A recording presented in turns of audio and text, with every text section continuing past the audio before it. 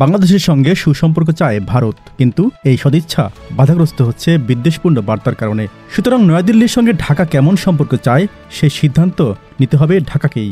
সম্প্রতি ভারতের পররাষ্ট্রমন্ত্রী সুব্রামানিয়াম জয়শঙ্করের এমন বক্তব্যেরও সমালোচনা হচ্ছে কূটনৈতিক মহলে। সূত্রগুলো বলছে ২৪-এর ৫ আগস্টের পর ভারতের তরফ থেকেই প্রথম হিংসা ছড়ানো হয়।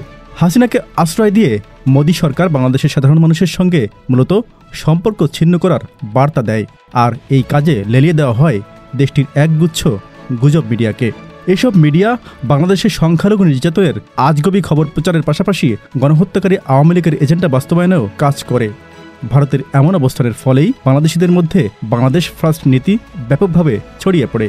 দেশপ্রেমের নমুনা হিসেবে নাগরিকদের মধ্যে দানা বাঁধে ভারত বিরোধী মনোভাব, যার নেতিবাচক প্রভাব পড়ে ভারতের বাণিজ্য ও অর্থনীতিতে।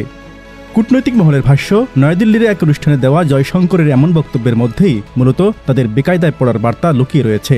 ভারতকে পাশ কাটিয়ে পাকিস্তান সহ অন্যান্য দেশের সঙ্গে বাণিজ্য বিনিয়োগের যে সম্পর্ক বাংলাদেশ গড়ে তুলছে, সেটি এখন সত্যি ভোগাবে ভারতকে। Z news, Dhaka.